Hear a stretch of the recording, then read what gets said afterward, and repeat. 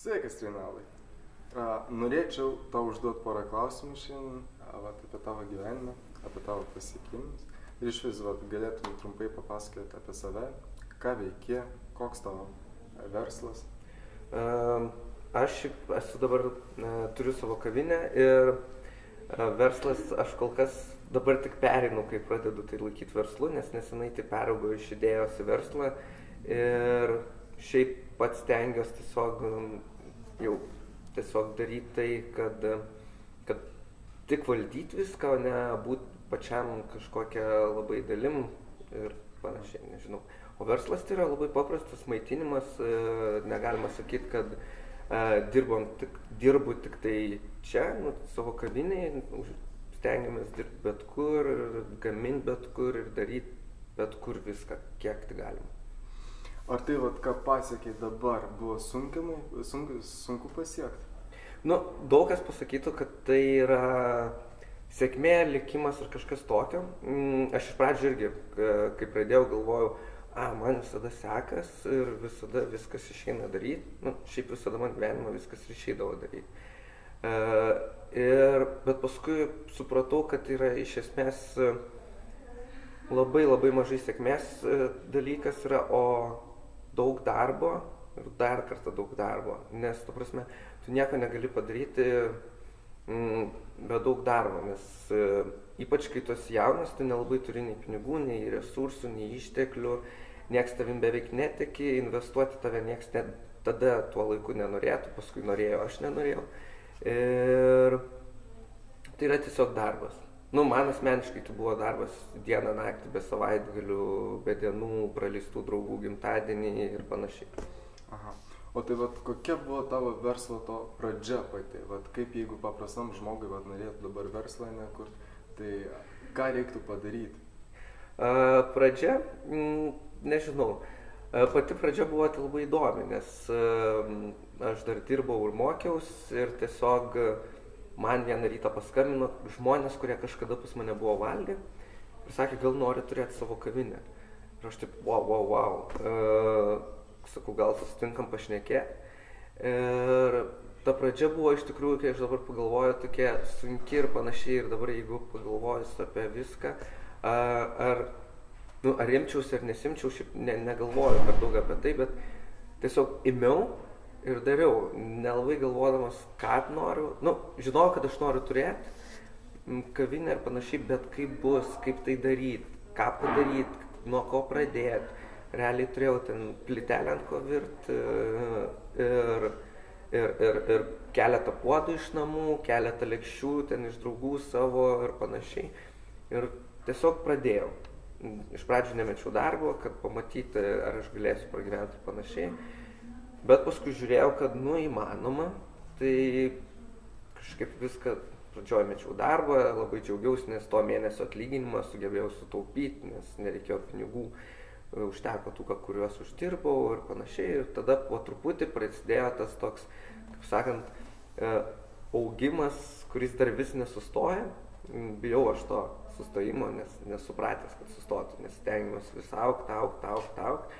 Ir nesu užsibrėžęs savo kažkokių lubų, bet realiai, kas yra, nuo elektrinės plytelės 2 skyrių paprastos, kuri kainuoja, nežinau, 50 litų.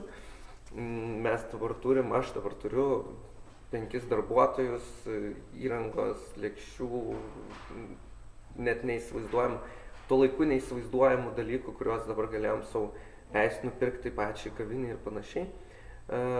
Bet vien iš įdirbio. Ta prasme, tai nebuvo, žinot, kad tu paimi ir tu turi kažkokią sumą pinigų, įdedi ir tada tu lauki, kol sugrįž, kol žiūri, kad veiktų ar tavo idėja generuotus. O tiesiog viskas atsirado iš darbo ir tiesiog visada biškį užsidirbai ir iškart kažką nusipirkai, nes norės, kad būtų geriau, smagiau, gražiau ir panašiai. Tai tu šitą verslą pradėjai, būdamas studentą, ne? Taip. Tai kiek teko daug paaukoti tau, vardant to verslą? Iš tikrųjų pradėjau, tai būdamas 4. kurso studentų, kur ten galėtum Nu, visa logika ir viskas, visi aplinkiniai reikalavo to, kad aš pirmą pabaigčiau ir tada pradėčiau, arba nedaryčiau ir tada kažką baigęs daryčiau, tarkim. O reikalavo tai labai daug, nes dabar kaip pagalvoju, tai pareikalavo labai mažai, kiek dabar viskas yra išsivystę, pasidarė vėl, bet tuo laiku tai pareikalavo visiško atsiribojimo nuo visko, realiai net atsiribojimo nuo kai kurių žmonių, su kuriais aš dabar bendrauju, bet tuo laiku, kurie spaudė, nes visgi mesti mokslus 4 kurse po visų egzaminų yra, toks labai, nežinau, kiti pavadintų labai nemąstantis dalykas, nelogiškas dalykas, bet kai viskas pradėjo važiuoti ir veikti, niekad nesigailėjau dėl to. Kiti labai tada stebėjosi ir jau tada jau nebebuvo to, kad tu gal reikėjo prieš tai pabaigti, paskui paaukojau šitą visai neblogą darbą. Tuo laiku, nežinau, tuo laiku ir atlyginimas visai padorus buvo, kaip aš sakau, mane bent tenkinantis. Bet dabar visiškai dėl nieko nesigailiu, ką paaukojau, nes galėjau dirbti savo. Aš tada net negalvodavau, tu tiesiog darai savo, kad kažką pasiekti, kažką padaryti kitaip ir tiesiog įgyvendinti tai, kad tu nori. Ir nelabai man rūpėjo nei kitų nuomonė, nei kitų požiūris. Buvo žmonių, kurie man patardavo, padėdavo, nes, tarkim, jų verslas buvo pradėjęs vystytis prieš metus, mano tik dabar. Ir labai gera pasitarti, nes aš prisimenu tos pirmus dalykus, kai pirmo darbuotojo įdarbinamas, nes iš pradžių dirbau vienas tik tai, paskui antro, paskui jau supranti, kad jau, reikia, tai gerai, reikės biškį suspausim ir vėl. O kokios buvo tavo, ar yra pagrindinės savybės, kurios padėjo pasiekti tai, ką jau turi? Pagrindinės savybės, nežinau. Man pačiam atrodo, kad vienas svarbiausių dalykų tai yra mokėjimas bendrauti su žmonėm. Man niekad nebuvo jokios problemos bendrauti su bet kuom, nuo visiškai paprasto žmogaus iki verslininko, ir gal jis man galėdavo net nepatikti kaip žmogus labai, bet aš žinojau, kad man gal tai yra naudinga, gal realiai reikia atskirti savo asmeninį santykį nuo verslo santykio, nes kiek tu esi žmogui naudingas, tiek jis tau irgi yra lygiai taip pat naudingas kaip užsakovas, ar tu, kai esi užsakovas. Tada galbūt tas dalykas, kad aš nėra, kad neklausyčiau kitų, bet kovojimas už savo idėją. Visada reikia kovoti už idėją savo, kiek tai gali, o kitų nuomonę priimti tik tai kaip patarimąją ir atsirinkti. Visada stengdavausi atsirinkti, kad negalėčiau pasakyti, kad oi, tu man sakei tą, aš padariau taip ir man dabar neišėjo. Aš labai pasveriu visas pusės ir tada bandau padaryti taip, kaip man atrodo geriausia. Tai nebūtinai būna geriausias būdas, tai truputį gal nudegi kartais, bet vis tiek tai atsiranda tame, kad tu įgauni patirties ir tada darai kažkaip. Tada, kas dar labai svarbu, tai yra,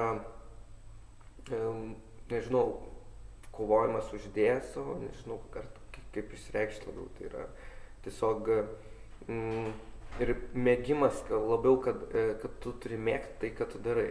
Tuomet gali, nežinau, pjaustyti lentas ir jeigu tu tai žiauriai mėgsi ir tau žiauriai patiks, tai tu galėsi iš to ir uždirbti ir anksčiau ar vėliau padaryti verslą ir panašiai, nes tu niekad nepadarysi nieko, jeigu tau tai nepatiks.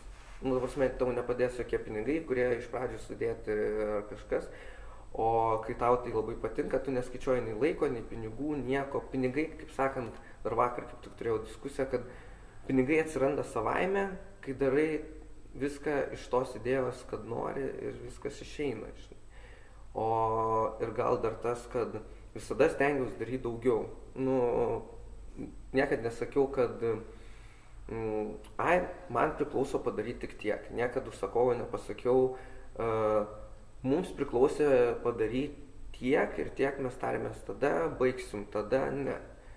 Tiesiog tu reaguoji į situaciją ir stengiasi padaryti kuo geriau.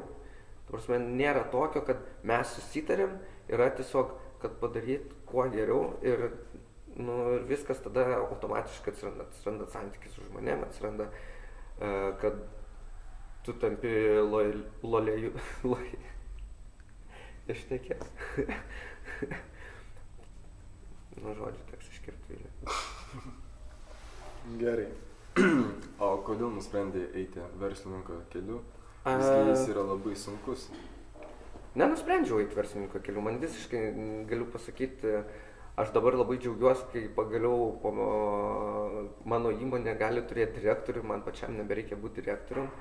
Niekad nelaikiau savęs labai dideliu verslininku, bet dabar pradedu matyti, kad, nu, viską pradedu žiūrėti ir panašiai, pradedu labai, negaliu sakyti, kad skaičiuoti, bet, nu, reaguoti situaciją, kad jeigu darysim taip, jeigu kažkam išleisim tas, kada grįž, kada vėl kažkaip, niekad negalvojau, kad galvosiu apie tos dalykus, nes viskas prasidėjo nuo labai paprastos idėjos, kad tiesiog norėjau daryti tai, ką noriu ir gavos, kad, nu, dabar turi viskas darytis taip, kaip noriu, bet jau be manęs ir žmonės turi daryti taip, kaip aš noriu. Tai nereiškia, kad aš blokuoju idėjas, bet tiesiog ta verslininko dalia, nu, toks dalykas, kad, nu, nežinau, ar ją pasirinksi. Tiesiog taip išėjo, aš manau, kad taip išėjo ir viskas.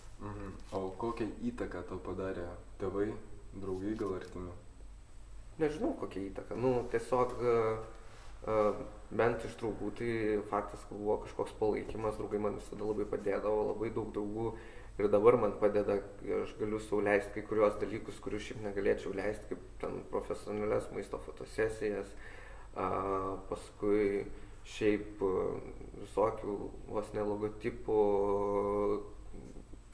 įmonės klipukų kūrimų, kur mes tiesiog draugiškai tai padarom, be jokių pinigų ir panašiai. Esu net išgirdęs, kad kažkada iš kai kurių žmonių piktų tokių, kad verslą padariau išnaudodamas draugus. Aš tada sakiau, nežinau, čia tas išnaudojimo klausimas toks labai sąlyginis dalykas. Arba išnaudojau, arba daviau draugam darbo, tai čia jau rinkitės kaip norit. Ir tiesiog viskas gavos, kad dabar daros verslu. Iš tokios paprastos, menkos, tiesiog virėjo dėlios, žinai, o nors aš dabar vis tiek visiškai mielai tik stovėčiau prie puodų ir daugiau nieko neveikčiau.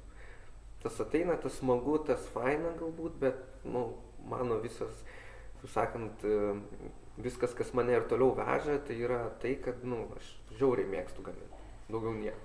Ir verslas pasidarė iš to, kad aš tiesiog žiauriai mėgstu gaminti. Kokią įtaką turėjo tau šitas raudonas kelnes tavo verslui? Verslas turėjo tokią įtaką, kad aš jas galėjau nusipirkti. Užteks vėliau. Gerai. Tai ką, ačiū Reinaldai Janoni tau už interviu. Dėkojame nuoširdžiai.